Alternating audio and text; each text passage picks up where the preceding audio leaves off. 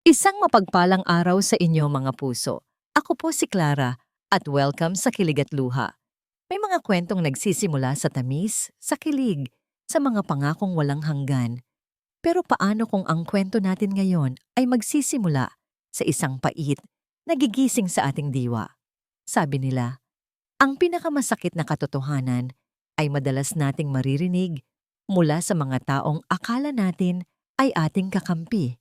Paano kung sa isang iglap, ang pundasyon ng 7 taon mong pagmamahal ay guguho, hindi dahil sa isang malaking lindol, kundi dahil sa mga pabulong na salitang hindi para sa iyong pandinig? Halina't pakinggan natin ang kwento ni Amaya. Isang mahinang halakhak ang unang sumalubong kay Amaya. Hindi ito ang halakhak ng kanyang asawang si Enzo na naghihintay sa kanya. Iba, matamis, ngunit may lasong pamilyar. Nakatayo siya sa labas ng pintuan ng kanilang home office. Ang kamay ay naninigas sa ibabaw ng seradura. Sa kabilang kamay, hawak niya ang isang maliit na kahon na binalot sa asul na pelus. Regalo niya para sa kanilang ika-7 anibersaryo. Ay naku Enzo, she's too simple. Hinding-hindi niya malalaman to. Sabi ng boses ni Sienna, ang pinsan niyang ilang taon na rin niyang kinupkop sa sarili nilang pamamahay. Nabitawan ni Amaya ang kanyang paghinga. Ang hangin sa kanyang paligid ay biglang kumapal. Tila hindi na kayang pumasok sa kanyang mga baga. Ang mga tunog sa kalsada, ang mahinang ugong ng aircon, lahat ay naglaho. Ang tanging natira ay ang 2 boses sa loob ng kwarto at ang tibok ng sarili niyang puso. Mabagal, malakas, tila isang drum na nagbabadya ng isang digmaan. Sumagot si Enzo at sa bawat salita niya, pakiramdam ni Amaya ay may kung anong malamig na bagay ang unti-unting tumutusok sa kanyang dibdib. Exactly. That's why it's the perfect plan. She trusts me completely. Masyado siyang busy sa mga bulaklak niya. Sa pagiging mabait sa lahat ng tao sa poblasyon, naramdaman ni Amaya ang bigat ng regalong hawak niya. Sa loob niyon ay hindi alahas. Isang susi. Isang susi para sa isang foundation na ipinangalan niya sa mga magulang ni Enzo. Isang sorpresang akala niya ay bubuo sa kanilang gabi. Ngayon, ang susi ay parang isang piraso ng yelo na sumusunog sa kanyang palad. So after the investor lunch next week, patuloy ni Sienna, ang boses ay puno ng pananabik. You'll convince her to sign the transfer documents para naman maging official na. 'Di ba? Na ako na ang misis na babagay sa'yo. Hindi yung playing safe na Tiangge flower girl. Probinsyanang flower girl. Pagtatama ni Enzo at sabay silang tumawa. Ang tawang iyon na ang pumatay sa lahat ng natitirang init sa katawan ni Amaya. Ang 7 taon, ang mga puyat niya noong nag-aaral pa si Enzo sa law school, ang pagtitipid niya para mabili ang unang kotse nito, ang pag-aalaga niya kay Sienna na parang tunay na kapatid, lahat ay nag-flash sa kanyang isipan. At lahat ng iyon ay binura ng isang halakhak. Dahan-dahan, umatras si Amaya. Bawat hakbang palayo sa pintuan ay maingat, walang tunog. Para siyang isang multo sa sarili niyang bahay, hindi niya naramdaman ang pagtulo ng kanyang mga luha. Ang naramdaman lang niya ay ang lamig. Isang matinding lamig na nagpatigas sa kanyang panga at nagbigay ng kakaibang kalinawan sa kanyang isip. Nakarating siya sa main door, binuksan ito at lumabas. Pumasok siya sa kanyang sasakyan. Ang gabi ay tahimik. Sa loob ng bahay tumunog ang telepono ni Enzo. Pangalan ni Amaya ang nasa screen. Hindi niya ito sinagot. Sa halip nag-text siya. Maya, where are you? Kanina pa kami naghihintay ni Sienna. Umuwi ka na. Binasa ni Amaya ang mensahe. Ang salitang kami, hindi na ako. Pinatay niya ang screen ng kanyang telepono. Pinaandar niya ang makina ng sasakyan at nagsimulang magmaneho palayo sa bahay na minsan niyang tinawag na tahanan. Wala siyang patutunguhan, wala siyang plano. Pero sa isip niya, paulit-ulit na tumatakbo ang mga salita ni Enzo. Ang tawa ni Sienna, at ang bansag na ibinigay sa kanya. Probinsyanang flower girl. Isang malamig na ngiti ang sumilay sa mga labi ni Amaya habang humahalo ang kanyang mga luha sa ulan na nagsisimula ng pumatak. Sige, bulong niya sa sarili. Tingnan natin kung anong kayang gawin ng flower girl na to. Walang direksyon ang pagmamaneho ni Amaya. Ang tanging gabay niya ay ang mga ilaw ng kalsada na humahalo sa walang tigil na buhos ng ulan. Bawat patak sa windshield ay tila isang alaala, isang pangako, isang kasinungalingan. 7 taon. 7 taon na inakala niyang sapat na ang pagmamahal at pag-aaruga para maging buo ang isang pamilya. Huminto siya sa harap ng isang maliit at simpleng hotel sa gilid ng Maynila. Hindi ito ang uri ng lugar na tutuluyan ng asawa ng isang kilalang abogado sa Makati. Pero ngayong gabi, hindi siya si Mrs. Villar. Hindi siya ang may-ari ng Amaya's Blooms. Ngayong gabi, siya lang si Amaya. Isang babaeng pinagtaksilan. Nagbayad siya ng cash para sa isang gabing pananatili. Ang kwarto ay malinis, walang katao-tao at amoy disinfectant. Umupo siya sa gilid ng kama. Ang katawan ay pagod. Ngunit ang isip ay hindi mapakali. Hindi siya umiyak. Tapos na ang yugto ng pagluha kanina sa kotse. Ngayon, ang namumuo sa loob niya ay isang bagay na mas malamig, mas matigas. Pumasok siya sa banyo at humarap sa salamin. Nakita niya ang sarili. Ang kanyang mga mata ay bahagyang namamaga. Ang buhok ay magulo. Ito ang babaeng tinawag na probinsyana. Ang babaeng too simple to suspect anything. Tiningnan niya ang sarili ng diretso sa mga mata. Dahan-dahan, pinunasan niya ang natitirang bakas ng luha sa kanyang pisngi gamit ang likod ng kanyang palad. Huminga siya ng malalim. Isang hiningang tila nagmula pa sa kaibuturan ng kanyang pagkatao. Hindi na ako iiyak, bulong niya sa sarili. Ang boses ay mahina, ngunit puno ng bigat. Isang pangako. Bumalik siya sa kwarto at binuksan ang kanyang daladalang leather bag. Inilabas niya ang isang laptop. Hindi ito ang laptop na ginagamit niya para sa disenyo ng mga bulaklak. Ito ay kulay itim, walang tatak, at mukhang pangkaraniwan.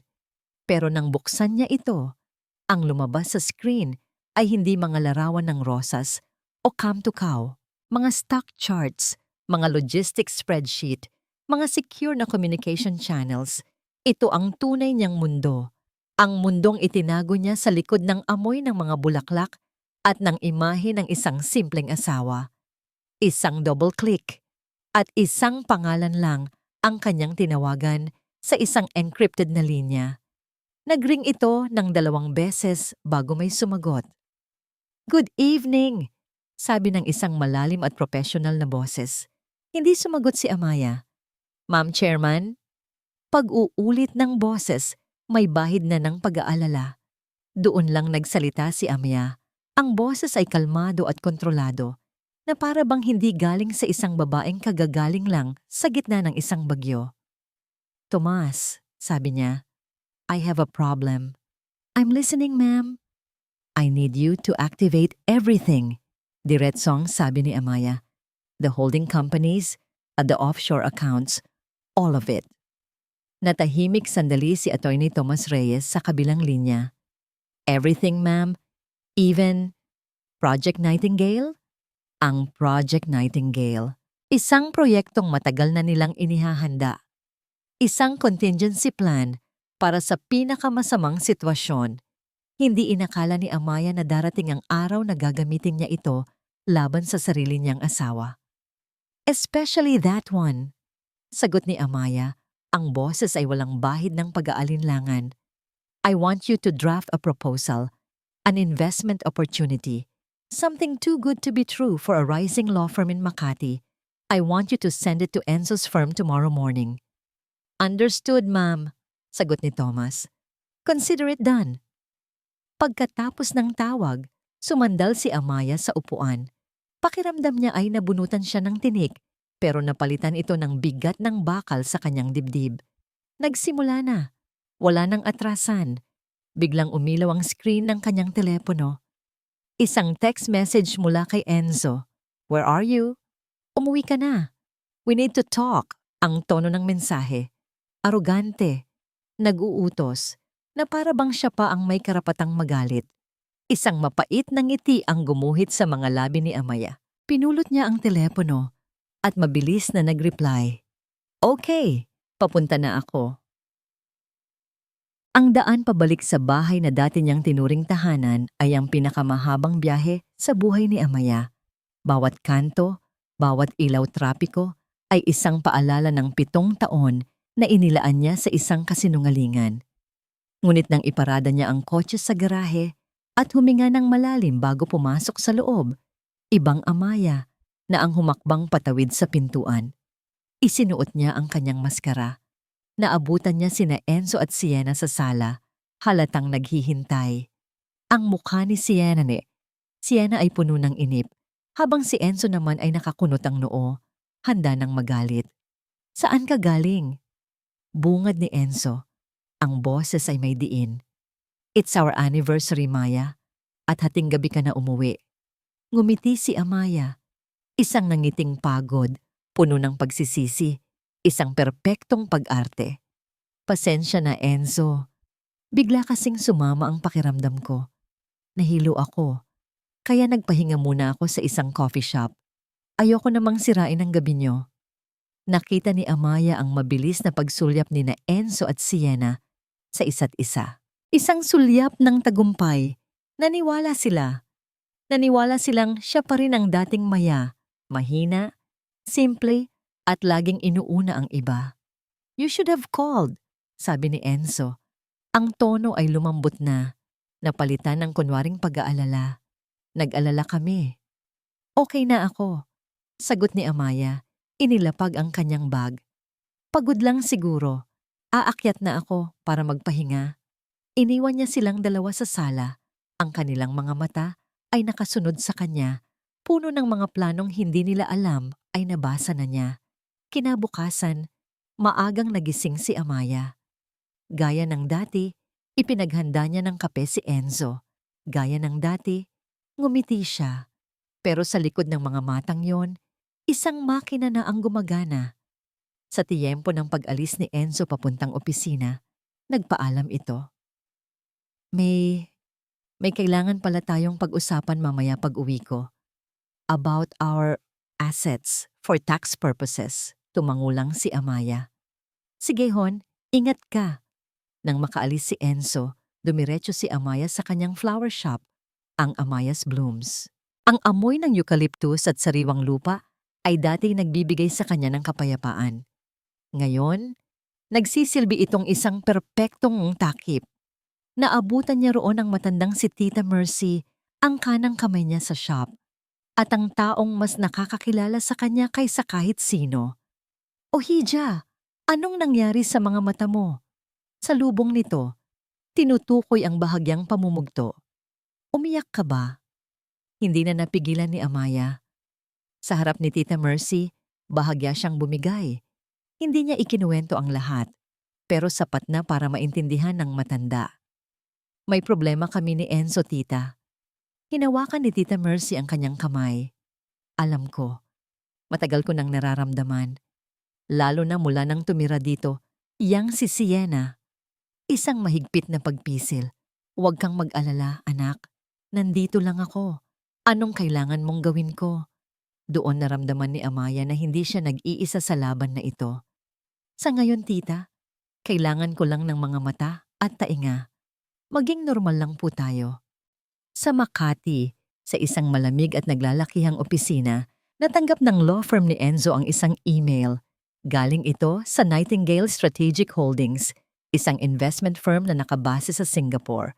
Nakasulat dito ang isang alok, isang golden opportunity para maging legal counsel nila sa pagpasok nila sa Pilipinas. Ang potential na kita, sapat para gawing alamat ang pangalan ni Enzo sa mundo ng corporate law. Hindi mapaglagyan ang tuwa ni Enzo. Ito na ang hinihintay niya.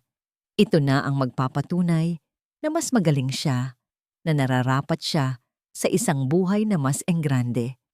Agad niyang ipinatawag ang kanyang mga partner. Habang nagdiriwang si Enzo, isang delivery boy naman ang pumasok sa flower shop ni Amaya. Isang bouquet ng puting rosas ang dala, may kasamang card. Binuksan ito ni Amaya. The first move has been made. Tea. Tiningnan ni Amaya ang mga puting rosas, isang simbolo ng bagong simula. Ngunit para sa kanya, ito ang hudyat ng isang katapusan. Biglang pumasok si Sienna sa shop. Suot ang isang mamahaling bestida. Ang mukha ay masigla. Wow, flowers! From a secret admirer?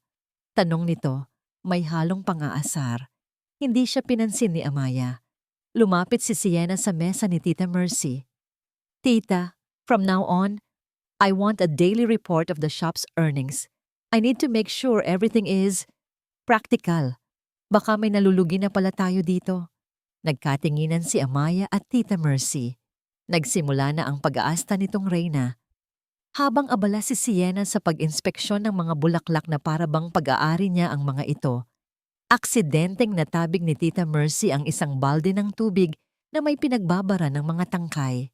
Tumapon ito nang diretso sa puti at mamahaling sapatos ni Sienna. Naku, pasensya na ma'am, sabi ni Tita Mercy. Ang muka ay nagpapanggap na gulat na gulat. Madulas pala dito sa pwesto mo. Isang matalim na tingin ang ipinukol ni Sienna kay Tita Mercy bago ito nagmamadaling lumabas para linisin ang sapatos. Mula sa kanyang pwesto, isang halos hindi makitang ngiti ang sumilay sa labi ni Amaya.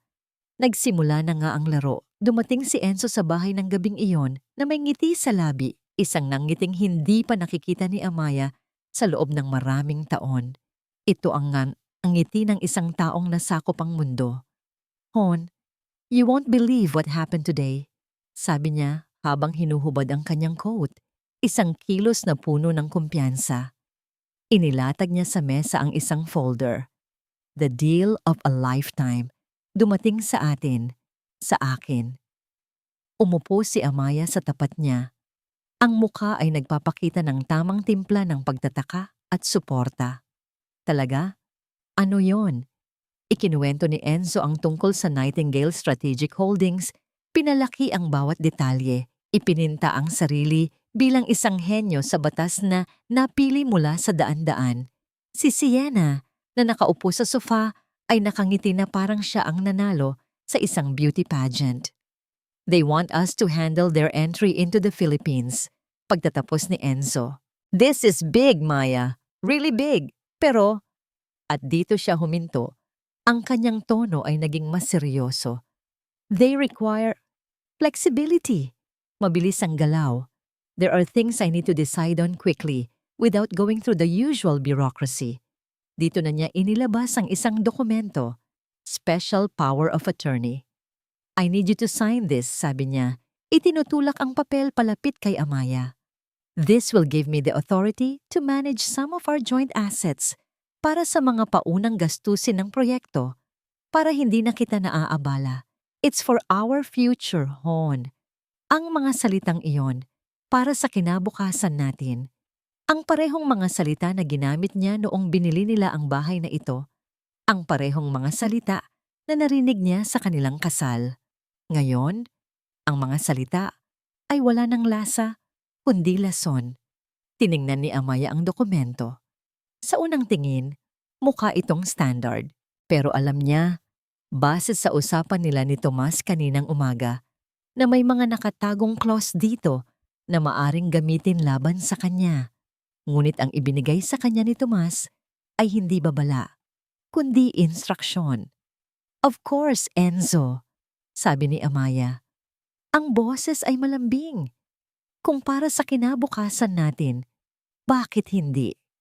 Kinuha niya ang ballpen at sa harap ng nagagalak na mga mata ni Enzo at mapanlibak ng ngiti ni Sienna, nilagdaan niya ang papel. Isang pirma na sa paningin nila ay tanda ng kanyang katangahan. Isang pirma na sa katotohanan ay ang unang pako sa kabaong na hinuhukay mismo ni Enzo para sa kanyang sarili. Ang hindi alam ni Enzo, bago pa man niya iabot ang dokumento kay Amaya, Nakipagpalit na ng kopya si Tomas sa isang mensahero. Ang pinirmahan ni Amaya ay isang bersyon na may halos hindi mapansing pagbabago. Isang clause na naglilimita sa kapangyarihan ni Enzo sa isang maliit na halaga lamang at nag-oobliga sa kanya na personal na managot sa anumang lampas doon. Kinabukasan, agad ginamit ni Enzo ang kapangyarihan.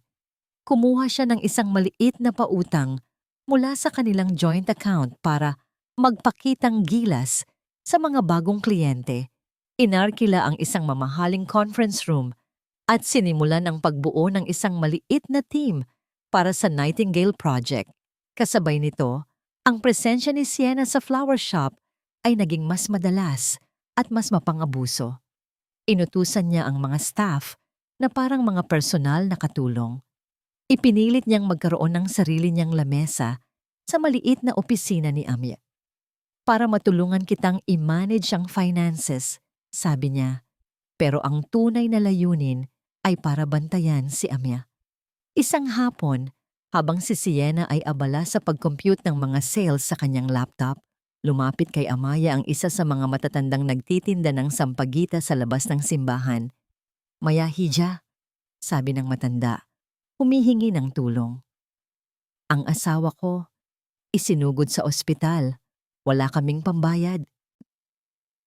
Walang pag-aalinlangan, kumuha si Amaya ng pera mula sa cash register, isang malaking halaga. "Heto na po nanay, wag na po ninyong isipin ang bayad. Sabihin niyo lang po kung may kailangan pa kayo." Mula sa kanyang lamesa, nakita ni Sienna ang lahat. Umikot ang mga mata nito sa inis. Sayang sa pera. Habang lumilipas ang mga araw, may napansin si Amya. Isang itim at mamahaling kotse na laging nakaparada sa kanto. Ilang metro mula sa kanyang shop. Hindi niya ito pinapansin sa una, ngunit naging regular ang paglitaw nito. Sino kaya ang nasa loob? May nagmamanman ba sa kanya? Ang tensyon ay umabot sa kasukdulan isang Biyernes ng hapon. Pagod na ang lahat. Isang customer ang nagreklamo dahil mali ang bulaklak na na-deliver. Agad na sinamantala ni Sienna ang pagkakataon. Hinarap niya ang kawawang staff member, si Liza, at sinigawan ito sa harap ng lahat. "Ano ba namang trabaho yan? Hindi ka ba nag-iisip? Palibhasa mga walang pinag-aralan?" Nanginginig na si Liza. "Sorry po, Ma'am Sienna." "Anong sorry? Alam mo ba kung magkano ang nawawala sa atin dahil sa katangahan mo?" Patuloy ni Sienna. Ang boses ay matinis at malakas.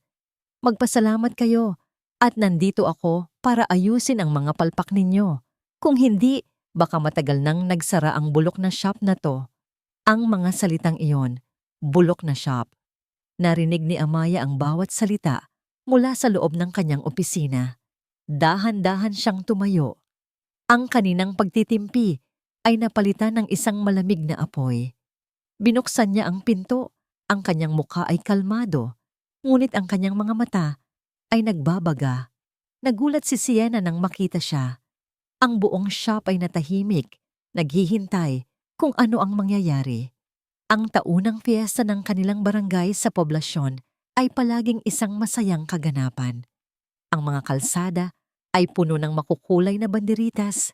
Ang hangin ay puno ng amoy ng barbecue at ng tawanan ng mga bata. Para kay Amaya, ito ay isang breather, isang paalala ng simpleng buhay na minahal niya. Gaya ng dati, abala siya sa pagtulong sa community booth. Nag-aabot ng pagkain, nakikipagkwentuhan sa mga matatandang kapitbahay.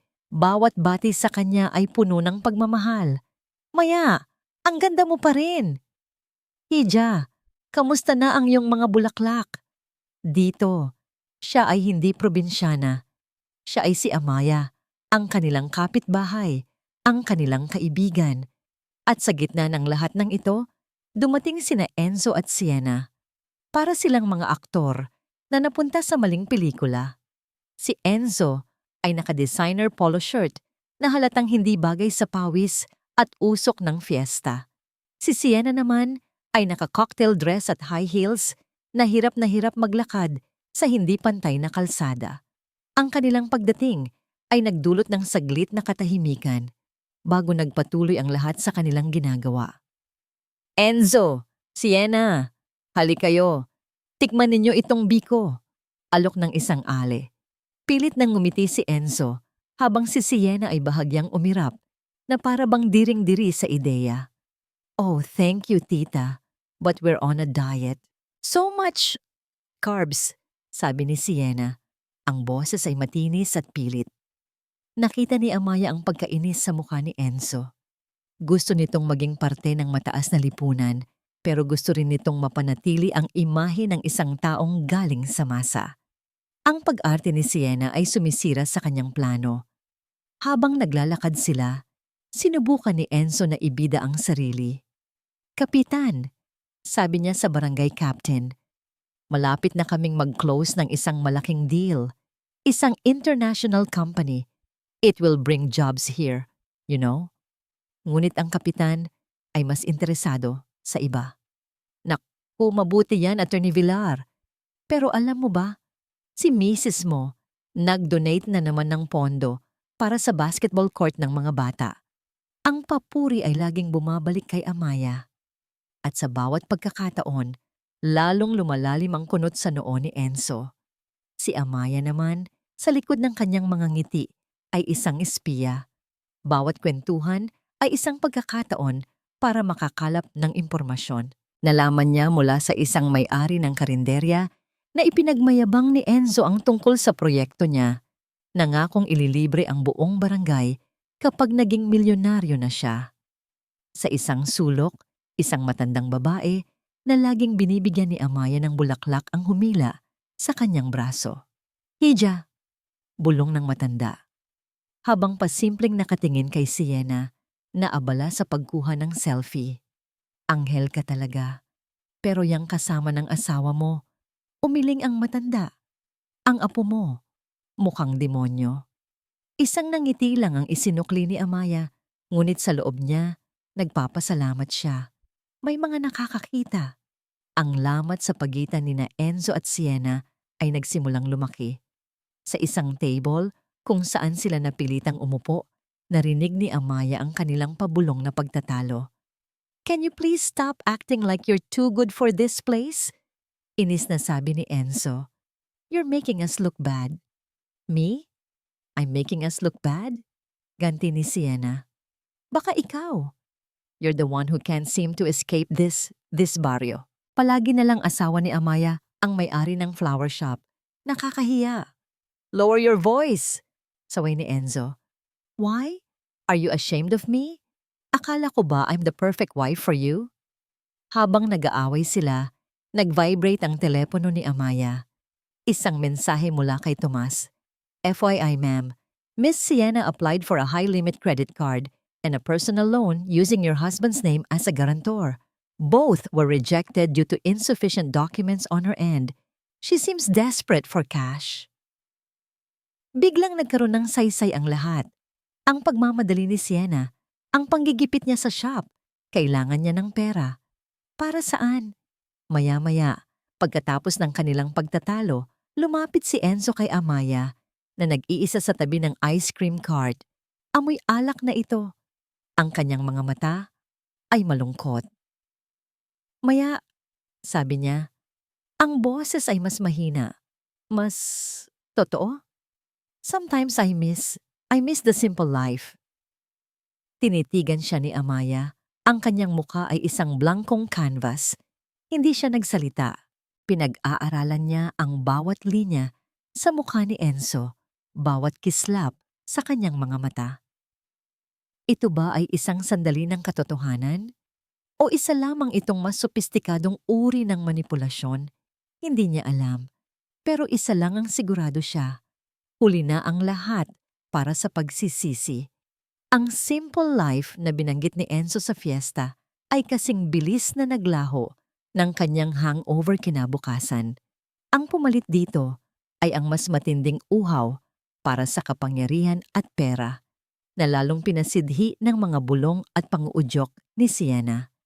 That Nightingale deal is our ticket out of here, Enzo. Paulit-ulit na sabi ni Sienna. Imagine, A penthouse in Rockwell. Trips to Europe. Hindi na natin kailangang magtiis sa mga fiesta na yan. Ang lason ay epektibo. Isang linggo pagkatapos ng fiesta, dumating ang ikalawang yugto ng pain.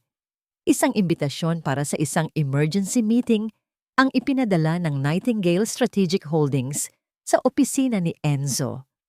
Sa conference call, si Attorney Thomas Reyes, gamit ang isang boses na binago ng software at isang pangalang banyaga, ay naglatag ng isang panibagong alok. Ang kanilang kumpanya niya ay nakakita ng isang mas malaking oportunidad sa Pilipinas, ang pagbili ng isang maliit na kumpanya ng logistics. Ngunit kailangan nilang kumilos ng mabilis sa loob ng 48 oras. We need a partner who can go all in. Attorney Villar, sabi ng bosses. We will shoulder 70% of the acquisition cost. We need your firm, or you personally, to cover the remaining 30% as a sign of good faith. Ang kita, sky is the limit. Ang 30% ay isang halaga na astronomical. Isang halaga na kayang magpalubog, hindi lang sa maliit na law firm ni Enzo, kundi sa buong buhay niya. This is insane, sabi ng isa sa mga partner ni Enzo pagkatapos ng tawag. It's too risky. We don't have that kind of capital. Pero si Enzo, na binulag na ng mga pangarap na itinanim ni Sienna sa kanyang isip, ay nakakita lamang ng oportunidad. Ako ang bahala dito, deklara niya. I will handle this personally. Kinagabihan, hinarap niya si Amaya. Wala na ang lungkot sa kanyang mga mata. Napalitan na ito ng desperasyon. Maya, this is it. The final push. Sabi niya. Inilalatag ang isang napakakapal na dokumento sa lamesa sa kanilang harap. I need you to co-sign this with me. It's a loan application, a big one. But this will secure our future, forever. Tiningnan ni Amaya ang mga papel. Mga salitang hindi niya kailangang basahin para maintindihan. Collateral, personal guarantee, joint and solidary liability. Ito na ang huling bitag. Ang patibong natatapos sa lahat. Enzo, sigurado ka ba dito? Tanong ni Amaya ginagampanan ng papel ng isang nag-aalalang asawa. Napakalaki nito. Paano kung hindi mag-workout? It will work! Giit ni Enzo. Ang boses ay tumataas na. You just need to trust me. Haven't I always provided for you, for this family? Kailan ba ako nagkamali? Bago sumagot si Amaya, tumayo siya at lumapit sa isang lumang cabinet. Mula sa loob, kinuha niya ang isang maliit at kupas na litrato. Ang litrato nila sa Quiapo Church, isang linggo bago sila ikasal. Pareho silang bata, puno ng pangarap. Ang kanilang mga kamay ay magkahawak. Inilapag niya ito sa ibabaw ng mga dokumento. Enzo, sabi niya, ang boses ay mahina at puno ng isang emosyon na hindi mawari ni Enzo kung totoo o hindi. Do you still remember your promise at Quiapo Church? Ang sabi mo sa akin, habang nakatingin ka sa mga mata ko, hindi kita iiwan. Natigilan si Enzo. Nag-iwas siya ng tingin. Isang bahid ng pagkakasala ang gumuhit sa kanyang mukha, ngunit mabilis itong nawala. Napalitan ng inis. Don't be dramatic, Maya, sabi niya. Itinabi ang litrato. This is business. This is about practicality, not old promises. Business. Ang salitang yon ang sumampal kay Amaya pabalik sa realidad. Tama siya. Ito ay negosyo. At sa negosyo may nananalo at may natatalo. Habang nag-uusap sila, sa kabilang panig ng Maynila, ang itim na kotse na laging nakikita ni Amaya ay sumusunod sa isang taxi. Sa loob ng taxi ay si Sienna. Huminto ito sa harap ng isang marangyang hotel at casino. Pumasok si Sienna sa loob. Hindi bilang isang bisita, kundi bilang isang sugarol na desperadong makabawi sa kanyang mga pagkatalo. Ang pera na hinihingi niya kay Enzo, ang perang gusto niyang makuha sa flower shop, lahat ay para sa kanyang lihim na bisyo. Bumalik ang atensyon ni Amaya sa sala. Kinuha ni Enzo ang isang mamahaling pluma mula sa kanyang briefcase at iniabot ito sa kanya. "Sign it, Maya." Hinawakan ni Amaya ang pluma. Malamig. Mabigat. Tiningnan niya ang linya sa ibabaw ng kanyang pangalan. Ang espasyong magtatakda ng kanilang mga kapalaran. Tiningnan niya si Enzo na ang muka ay puno ng pag-aabang. Huminga siya ng malalim. At pumirma siya. Ang tanging maririnig sa silid ay ang mahinang kaluskos ng dulo ng pluma sa ibabaw ng papel. Isang tunog na para kay Enzo ay ang simula ng kanyang tagumpay. Para kay Amaya, ito ang tunog ng hustisya. Selyado na ang kapalaran. Ang bitag ay nakasara na at ang daga ay kusang pumasok sa loob. Kinabukasan matapos ang pagpirma, ang bigat sa dibdib ni Amaya ay napalitan ng isang kakaibang kalmadong pagmamasid. Ang bola ay wala na sa kanyang mga kamay. Ang kailangan na lang niyang gawin ay maghintay para gumulong ito patungo sa direksyon na itinakda niya. Ngunit ang tadhana ay may pagkamapaglaro. Nasa opisina si Enzo, abala sa pag-aayos ng mga dokumento para sa pautang, nang makatanggap siya ng isang email. Hindi ito galing sa Nightingale. Galing ito kay Attorney De Guzman, ang senior partner ng kanilang law firm. Isang taong iginagalang niya at kinatatakutan. Ang mensahe ay maikli at direkta. "Enzo, I heard about a high-risk venture you're pursuing personally. Be careful. Not all that glitters is gold. Let's talk next week." Nanlamig ang buong katawan ni Enzo. Paano nalaman ni De Guzman? Sinubukan niyang itago ang transaksyon na ito bilang isang personal na bagay, ngunit ang balita ay malinaw na kumalat. Bigla siyang pinaghinalaan. May nagmamanman ba sa kanya? O mayroon bang nagtraidor sa loob ng kanyang maliit na team? Ang kanyang unang naisip ay si Amaya. Pero imposible. Masyadong simple si Amaya para sa mga ganitong bagay. Ngunit ang pagdududa, kahit gaano kaliit, ay naitanim na. Dala ng kaba at paranoia, gumawa siya ng isang bagay na hindi niya karaniwang ginagawa. Umalis siya ng opisina nang walang paalam sa kalagitnaan ng araw. Nagmaneho siya pauwi. Kailangan niyang makita si Amya. Kailangan niyang makumpirma kung ang kanyang asawa ay ang inosenteng babae pa rin na kilala niya. Sa bahay si Amaya ay nasa maliit na silid-aklatan, abala sa isang video call sa kanyang itim na laptop. Ang kausap niya sa kabilang linya ay si Tomas. Ang kanilang pinag-uusapan, ang diskarte sa pag-withdraw ng pondo mula sa Nightingale Project sa tamang oras para matrigger ang default sa pautang ni Enzo. Ang screen ni Amaya ay puno ng mga financial charts, mga timeline, at mga legal na terminolohiya. "The bank will release the funds to him in 2 days, ma'am," paliwanag ni Tomas. "Once he transfers that to the acquisition account we set up, we have a 30-minute window to..." Biglang bumukas ang pinto ng silid-aklatan. Si Enzo. Nakatayo roon, ang muka ay seryoso. Ang mga mata ay naninipat. Natigilan si Amaya. Isang segundo. Ang puso niya ay biglang kumabog ng napakabilis. Isang malakas na dagundong sa kanyang dibdib. Ito na ba? Huli na ba ako? Ngunit ang mga taon ng pagtatago ng kanyang tunay na pagkatao ay nagsilbing kanyang kalasag. Ang gulat sa kanyang muka ay nawala kasing bilis ng paglitaw nito. Sa isang iglap, bago pa man makalapit si Enzo para makita ng malinaw ang screen, pinindot ni Amaya ang isang preset na hotkey sa kanyang keyboard. Ang komplikadong mga chart at numero ay biglang naglaho. Ang pumalit, isang website ng isang supplier ng bulaklak mula sa Holland na puno ng mga larawan ng iba't ibang uri ng lavender. Itinaas ni Amaya ang kanyang tingin kay Enzo. Ang kanyang muka ay nagpapakita ng pagkagulat na may halong tuwa.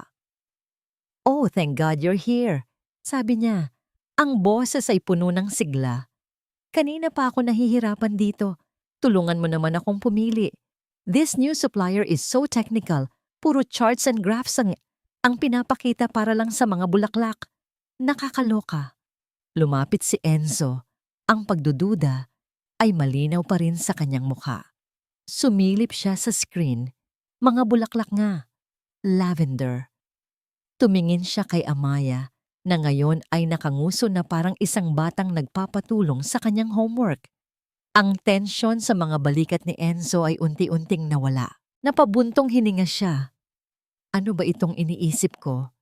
Ito si Maya. Ang asawa niyang ang pinakamalaking problema sa buhay ay kung anong kulay ng rosas ang babagay sa isang debut. Bakit ka pala umuwi ng maaga? Tanong ni Amaya. Ibinabalik ang focus sa kanya. Wala. Masama lang ang pakiramdam ko. Palusot ni Enzo. Sige na. I'll let you finish that. Magpapahinga lang ako sa taas. Tumango si Amaya at hinintay na makalabas ng silid si Enzo. Nang sarado na ang pinto, napapikit siya ng mariin. Ang kanyang mga kamay na nakapatong sa keyboard ay bahagyang nanginginig. Muntik na. Nang paalis na si Enzo, may napansin siyang isang maliit at nakatuping papel sa sahig, malapit sa paanan ng lamesa ni Amaya. Nahulog siguro ito nang magulat siya kanina. Pinulot ito ni Enzo. Binuksan. Nakasulat dito, Project Nightingale, Phase 2, T. Reyes. Hindi niya kilala kung sino si T. Reyes, ngunit ang pangalan ng proyekto, ito ang pangalan ng kanilang deal. Bakit may kopya nito si Amaya? Mabilis niyang ibinulsa ang papel. Tinitiyak na hindi nakatingin si Amaya. Nagkunwari siyang walang nakita at nagpatuloy sa pag-akyat sa hagdan. Ang pagdududa ay bumalik. At ngayon, mas malakas na ito. Ang maliit na piraso ng papel na may pangalang T. Reyes ay naging isang tinik sa isipan ni Enzo. Sinubukan niyang mag-imbestiga. Tinanong niya ang kanyang sekretarya kung mayroon silang kakliyente o kontak na may ganoong pangalan. Wala.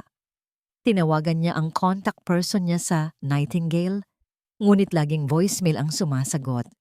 Ang pagdududa niya kay Amaya ay lumalaki, ngunit wala siyang matibay na ebidensya. Sa huli, nanaig ang kanyang kayabangan. Marahil ay isa lang itong katrabaho ni Amaya na narinig ang pangalan ng proyekto mula sa kanya. Marahil ay wala lang itong kwenta.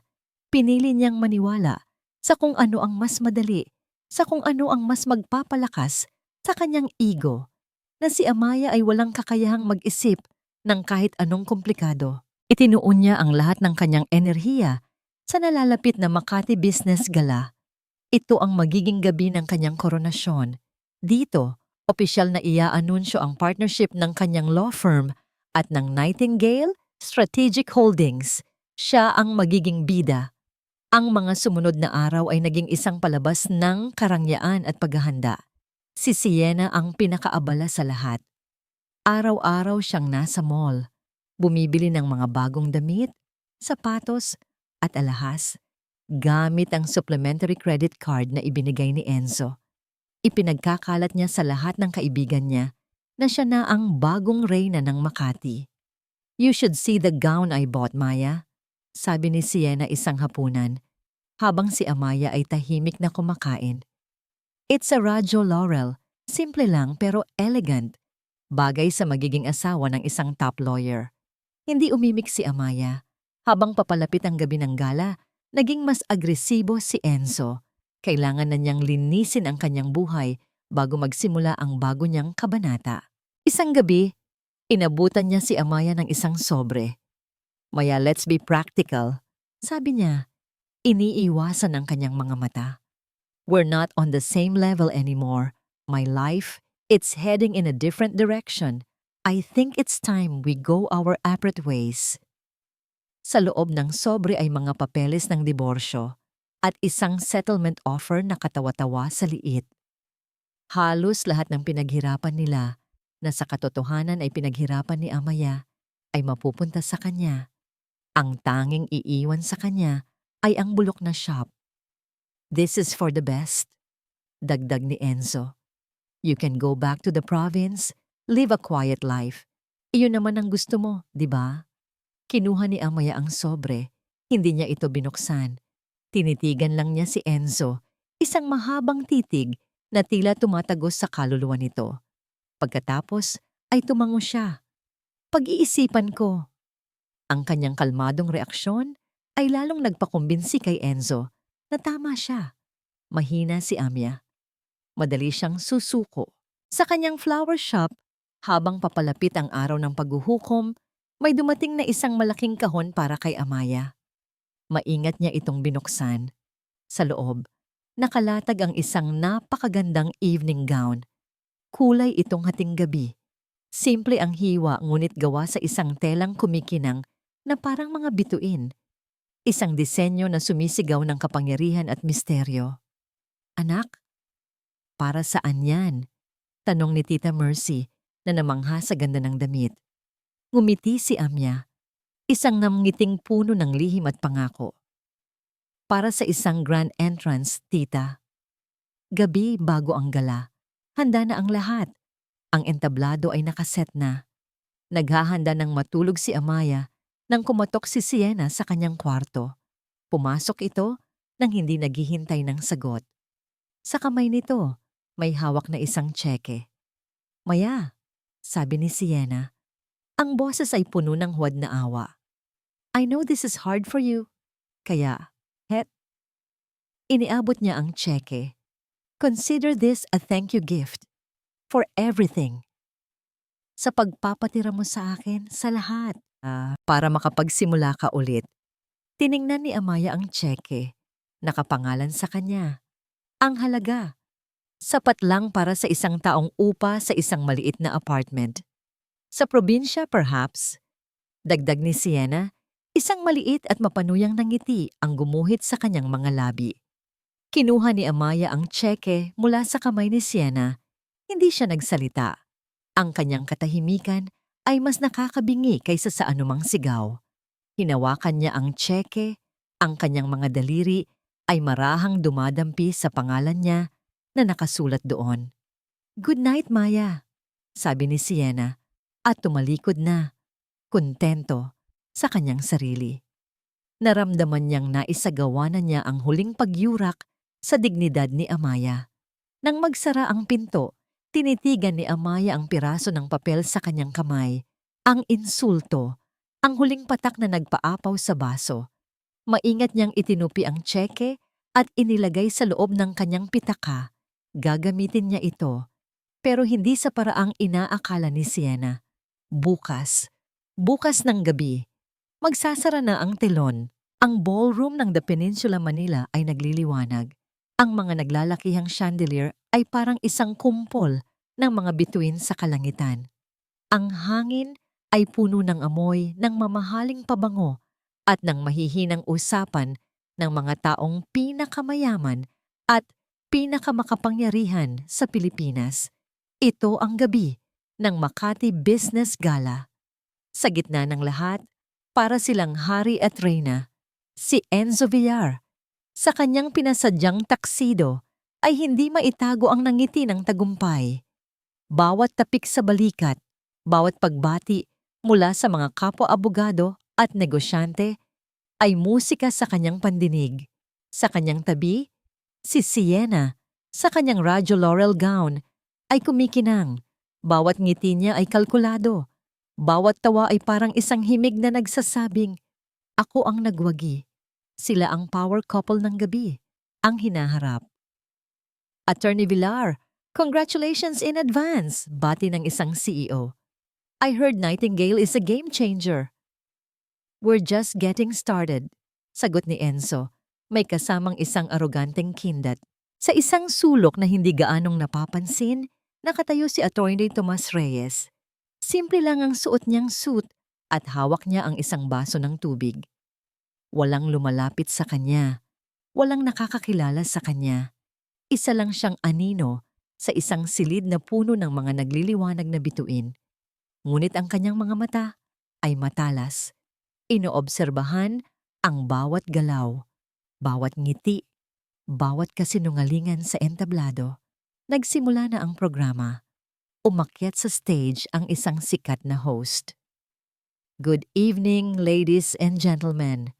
Welcome to the 25 Makati Business Gala. Palakpakan. Tonight, we celebrate innovation, courage and vision.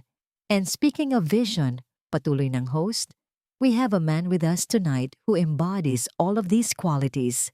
a legal genius who has successfully bridged the gap between the Philippines and one of Singapore's fastest-growing investment firms. Ang atensyon ng lahat ay napunta kay Enzo. Ngumiti siya at bahagyang tumango.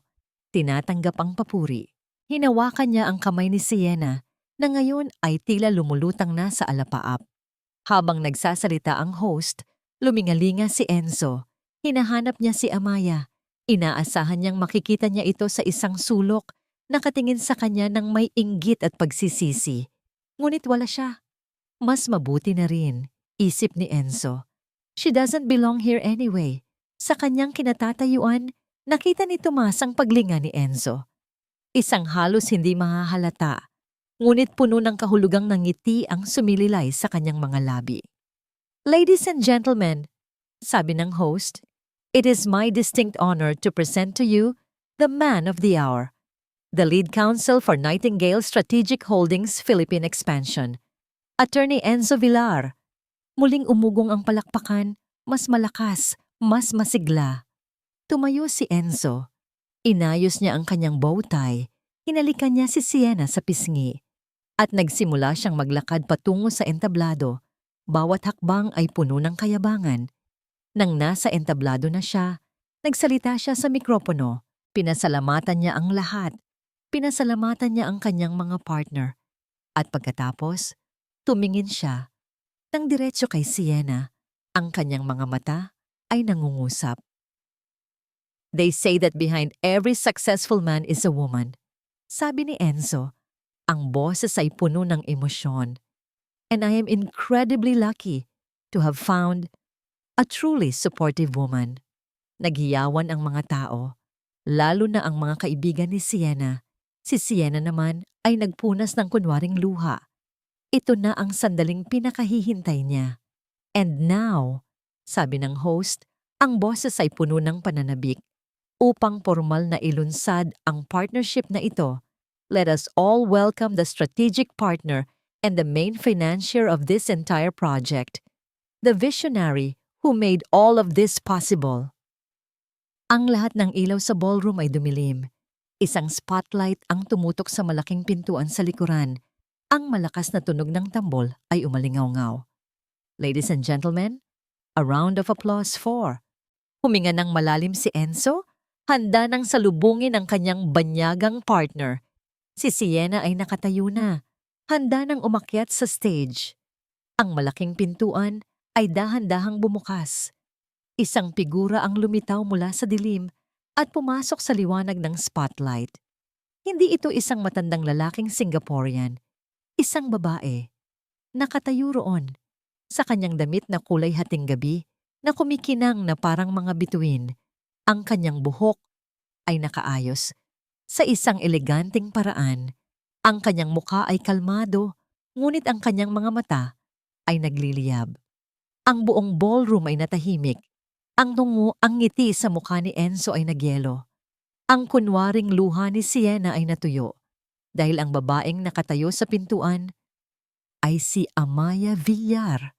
Ang katahimikan sa loob ng ballroom ay mabigat at nakakabingi. Ang tanging maririnig ay ang mahinang pag-click ng mga takong ni Amaya habang siya ay naglalakad sa gitnang pasilyo, patungo sa entablado. Bawat hakbang niya ay may bigat, bawat kilos ay may layunin, hindi siya nagmamadali. Ang kanyang presensya ay sapat na para punuin ang buong silid. Nakatayo si Enzo sa entablado, parang isang estatwa na tinamaan ng kidlat. Ang kanyang bibig ay bahagyang nakabukas, ang kanyang mga mata ay nanlalaki sa hindi makapaniwalang pagtataka. Sa ibaba, si Sienna ay parang napako sa kanyang kinatatayuan. Ang kulay sa kanyang muka ay unti-unting nawawala. Umakyat si Amaya sa entablado, kinuha ang mikropono mula sa tulalang host at humarap sa madla. Ngumiti siya, isang nangiting kalmado, ngunit may talim. Magandang gabi sa inyong lahat. Simula niya, ang kanyang boses ay malinaw at matatag, umaalingaw-ngaw sa bawat sulok ng ballroom. Ako po si Amaya Villar, at ang ilan sa inyo ay kilala. Ako bilang isang simpleng may-ari ng isang maliit na flower shop sa Poblacion. Isang mahinang bulungan ang nagsimula sa mga manunood. Ngunit ngayong gabi, patuloy ni Amaya, narito ako sa ibang kapasidad. Narito ako bilang ang tagapagtatag at chairman ng Nightingale Strategic Holdings. Kung kanina ay bulungan, ngayon ay isang malakas na paggaspas ng pagkabigla ang lumaganap. Tumingin si Amaya ng diretso kay Enzo na ngayon ay namumutla na parang isang papel. Attorney Villar, sabi niya, ang pagiging formal sa kanyang tono ay parang isang sampal. Pinahanga mo ako. Ang iyong ambisyon, ang iyong pagnanais na marating ang tuktok ay tunay na kahanga-hanga. Pagkatapos ay bumaling siya sa malaking screen sa likod ng entablado. Ngunit sa anumang negosyo, ang pundasyon ay katapatan at ang proyekto na ipinagmamalaki mo ngayong gabi ay nakatayo sa isang pundasyon ng kasinungalingan. Sa isang senyas mula kay Amaya, ang logo ng Nightingale sa screen ay naglaho. Ang pumalit, mga kopya ng mga dokumento, ng mga bank transfer, ng mga email. Ang proyektong ito ay isang kabulaanan, deklara ni Amaya. Ang mga investor na kausap mo ay mga kumpanyang pag-aari ko. Ang perang ipinautang sa iyo ng bangko na ginamit mong investment. Huminto siya, hinahayaan ang bawat salita na bumaon. Ay kanina lang, ligtas na naibalik sa aking account sa Switzerland. Isang kolektibong paghinga ng pagkagulat ang narinig mula sa madla. Ang natira sa iyo, Enzo, patuloy ni Amaya, ang boses ay walang awa, ay ang utang. Isang utang na personal mong ginarantiyahan, gamit ang lahat ng iyong ari-arian at ang iyong lisensya bilang isang abogado.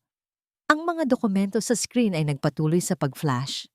Ang loan agreement na may pirma ni Enzo, ang special power of attorney na pinirmahan niya kay Amaya, ang tunay na version, at ang mga katibayan kung paano niya ginamit ang pangalan ng kanyang mga kliyente para mag-secure ng pondo. Hindi lang ito financial suicide, Enzo. Ito ay isang legal at ethical na bangungot. Ang iyong mga kliyente, ang iyong mga partner, ang Integrated Bar of the Philippines. Sa tingin ko, marami kang dapat ipaliwanag sa kanila bukas. Si Enzo ay hindi na makagalaw, hindi na makapagsalita. Ang mundo niya ay gumuho sa harap mismo ng daan-daang tao. Ngunit hindi pa tapos si Amaya. Ang kanyang mga mata ay bumaling kay Sienna, na ngayon ay nanginginig sa takot sa ibaba ng entablado. At para naman sa truly supportive woman, sabi ni Amaya, ang bawat salita ay may bahid ng pang-uuyam. Inilabas niya mula sa kanyang maliit na pitaka ang isang nakatuping tseke. Ang tsekeng ibinigay sa kanya ni Sienna. Miss Sienna, sabi niya, itinaas ang tseke para makita ng lahat. You gave me this last night para daw makapagsimula ako ng bagong buhay, isang napakabuting kalooban. Ngayon, ibinabalik ko ito sa'yo. Ibinaba niya ang tseke sa lectern. I think you'll need it more than I do. Yun na ang huling salita. Binitawan niya ang mikropono na lumikha ng isang malakas na feedback. Tumalikod siya. At sa gitna ng nakabibinging katahimikan, nagsimula siyang maglakad palayo. Iniwan niya sa entablado ang isang lalaking wasak ang pagkatao at sa ibaba, isang babaeng kinamumuhian na ng lahat. Habang naglalakad si Amaya pababa ng entablado, si Attorney Tomas Reyes ay naghihintay sa kanya. Hindi siya nagsalita. Isang tango lang na puno ng respeto at paghanga ang ibinigay niya. Ngunit bago pa sila makaalis, isang desperadong sigaw ang pumunit sa katahimikan. Maya, wait! Si Enzo. Nakaluhod na ngayon sa entablado, ang kanyang muka ay basang-basa ng luha. Ang kayabangan ay nawala, napalitan ng purong desperasyon. Huminto si Amaya, ngunit hindi siya lumingon. Ang sigaw ni Enzo ay nanatiling nakabitin sa hangin, isang desperadong pakiusap na hindi pinakinggan. Hindi lumingon si Amaya. Nagpatuloy siya sa paglakad, kasama si Tomas sa kanyang tabi, palayo sa ballroom, palayo sa mga nagtsitsismisang tingin, at palayo sa 7 taon ng kanyang buhay na tinuldukan na niya. Sa labas, ang hangin ng gabi ay malamig, Ngunit para kay Amaya, ito ay ang pinakasariwang hanging na langhap niya. Maya, please, patawarin mo ako. Rinig pa rin niya ang sigaw ni Enzo mula sa loob. Huminto siya sa tapat ng sasakyan na naghihintay sa kanya. Tumingin siya kay Tomas. Make sure he doesn't get away with the disbarment case, Toms. He needs to face the consequences of his actions. He will, ma'am, sagot ni Tomas. Walang kawala. Hindi ito paghihiganti, Tomas, sabi ni Amaya. Mas para sa sarili niya kaysa para sa abogado. This is justice. Tumango si Tomas sa ilalim ng mga ilaw ng hotel. Nakita niya ang pagbabago sa mukha ni Amaya. Ang lungkot na dati nakatago sa kanyang mga mata ay nawala na. Ang pumalit ay kapayapaan. Kinabukasan, sumabog ang balita. Ang pangalan ni Enzo Villar at Siena ay nasa lahat ng business at society columns, ngunit hindi sa paraang gusto nila. Ang kwento ng The Flower Shop Mogul's Revenge ay naging alamat sa isang magdamag. Ang mga consequences ay mabilis at walang awa. Ang law firm ni Enzo ay agad siyang sinuspinde at kalaunan ay tinanggal. Ang mga kliyente ay nagsialisan. Ang Integrated Bar of the Philippines ay naglunsad ng isang formal na investigasyon. Si Siena naman ay itinuring na isang pariya. Ang mga kaibigan niya ay hindi na sinasagot ang kanyang mga tawag at pinalaya siya sa kondominium na tinitirhan niya matapos tumalbog ang kanyang mga tseke. Sa poblasyon, sa loob ng Amaya's Blooms, ang buhay ay nagpatuloy. Ngunit may isang bagay na nagbago. Kinabukasan pagkatapos ng gala, dumating si Amaya sa shop. Maaga pa, pero nandoon na si Tita Mercy. Walang salitang namutawi sa pagitan nila. Isang mahigpit na yakap lang ang ibinigay ng matanda kay Amaya. Isang yakap na puno ng pag-unawa, pagmamalaki, at pagmamahal. Sa gitna ng kanilang pag-uusap, pumasok si Attorney Tomas. May dalang isang supot ng mainit na pandesal at kape. Hindi na attorney, ma'am. Tomas na lang. Sabi niya, may kasamang isang totoong nangiti. Hindi ito ang nangiti ng isang abogado sa kanyang kliyente. Ito ay ngiti ng isang kaibigan. Umupo silang tatlo sa isang maliit na mesa sa gitna ng mga bulaklak, nag-aalmusal. Ang eksena ay simple, ordinaryo, ngunit para kay Amaya, ito ang pinakatotoong sandali sa loob ng mahabang panahon. Sa mga sumunod na araw, nagsimula ang tunay na pagbabago. Ipinatanggal ni Amaya ang malaking signboard na may nakasulat na Amaya's Blooms. Ano ang ipapalit mo, anak? Tanong ni Tita Mercy. Ngumiti lang si Amaya. Makalipas ang isang linggo, isang bagong signboard ang itinaas. Gawa ito sa kahoy, simple at elegante.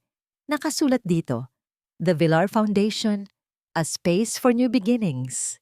Ang flower shop ay hindi na lang isang flower shop. Naging isa itong community space, isang lugar kung saan ang mga babaeng dumaan sa matinding pagsubok ay maaaring matuto ng bagong kasanayan, makakuha ng legal at emotional support, at higit sa lahat, mahanap muli ang kanilang mga sarili. Isang hapon, habang abala si Amaya sa pag-aayos ng mga bagong dating na bulaklak para sa isang workshop, isang babae ang pumasok sa pinto. Bata pa ito. Ang kanyang mga mata ay nagpapakita ng takot at pagod. Ang kanyang mga kamay ay nanginginig. Halatang matagal na itong umiiyak. Totoo po ba? Tanong ng babae. Ang boses ay halos pabulong. Sabi po kasi sa barangay hall, tumutulong daw po kayo sa mga babaeng gustong magsimula ulit. Tumingin si Amaya sa baba. Sa kanyang mga mata, nakita niya ang sarili niya ilang buwan na.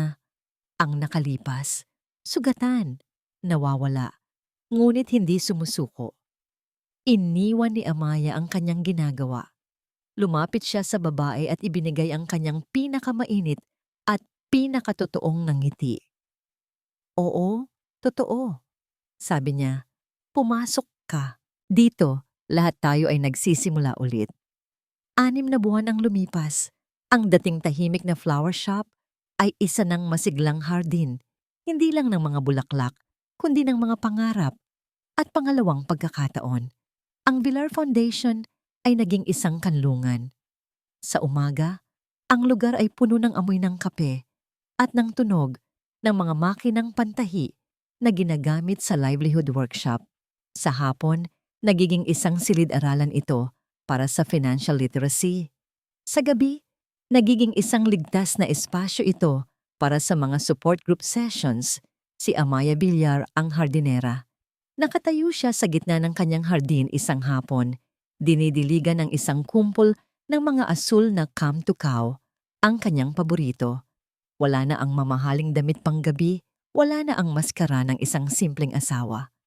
Ang suot niya ay isang simpleng bestida at tsinelas. Ang kanyang buhok ay nakatali. At sa kanyang mga labi ay may isang nangiting hindi na kailangang pilitin. Isang pamilyar na boses ang pumutol sa kanyang pag-iisip. A good gardener knows that flowers need water to grow, but a great gardener knows they also need sunshine. Lumingon si Amaya. Si Tomas, nakasandal sa hamba ng pinto. May dalang 2 baso ng iced coffee. Hindi na siya laging nakasuit. Ngayon, mas madalas na siyang nakabarong o simpleng polo shirt. At sino naman ang sunshine attorney? Tanong ni Amaya, may kasamang pagbibiro. Hindi na attorney. Ganti ni Tomas. Iniabot ang isang baso sa kanya. At ang sunshine, siguro yung pag-asang dala ng bawat bagong umaga. Naglakad sila sa maliit na hardin sa likod ng foundation, isang lugar na dati tambakan lang ng mga paso. Ngayon, puno na ito ng mga halamang gulay na inaalagaan ng mga kababaihan. Umupo sila sa isang bench na gawa sa kawayan. Nabalitaan mo ba? Tanong ni Tomas.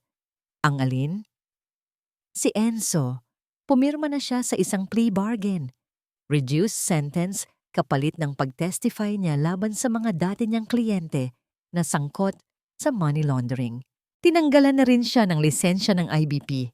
Habang buhay? Natahimik si Amaya. Tumingin siya sa malayo. Walang galit, walang tuwa. Isang pakiramdam lang ng pagtanggap. At si Sienna? Tanong niya. Umuwi daw ng probisya. Sagot ni Tomas. Pagkatapos lumabas ang balita tungkol sa gambling debts niya, wala nang tumulong sa kanya.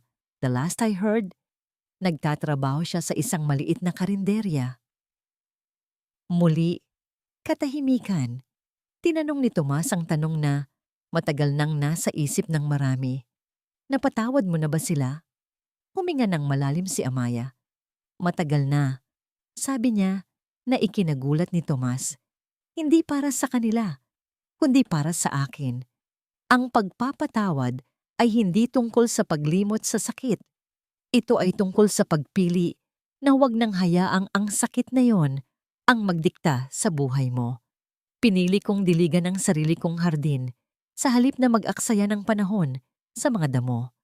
Natagpuan na niya ang kapayapaan, hindi sa paghihiganti, kundi sa paghilom.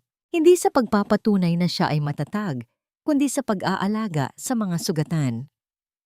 Tumingin si Tomas sa kanya. Ang kanyang mga mata ay puno ng paghanga. You built an empire, Amaya. Umiling si Amaya at ngumiti. No, Tomas, sabi niya.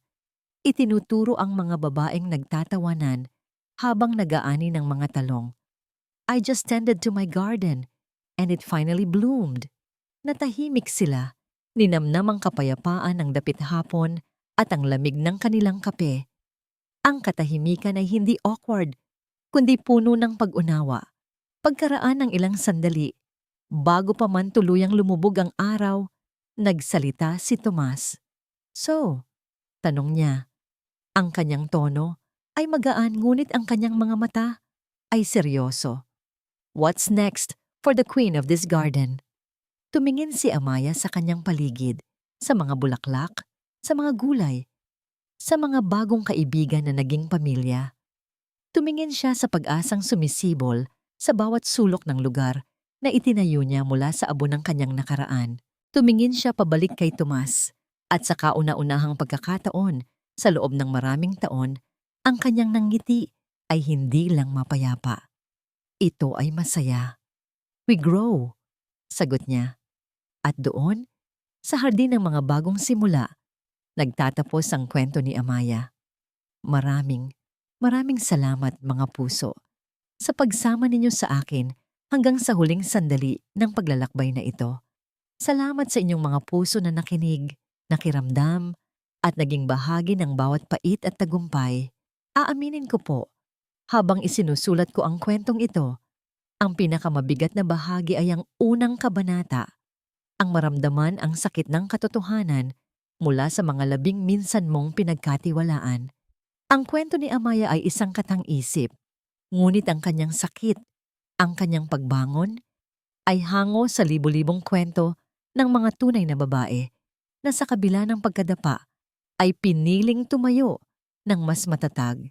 Ito ay isang paalala na sa loob ng bawat isa sa atin, gaano man tayo kaliit o simple sa tingin ng iba, ay may isang apoy na hindi kayang patayin ng kahit anong pagtataksil. Isang butil ng pag-asa na kapag diniligan ng katapangan ay kayang maging isang hardin. At higit sa lahat, ang pagpapatawad. Hindi bilang isang regalo para sa mga nagkasala, kundi bilang isang regalo para sa ating sariling kapayapaan. Ngayon, ako naman ang magtatanong sa inyo, kung kayo ang nasa kalagayan ni Amaya, sa gabing narinig ninyo ang lahat, ano ang inyong gagawin? Bubuksan niyo ba ang pinto at haharapin sila?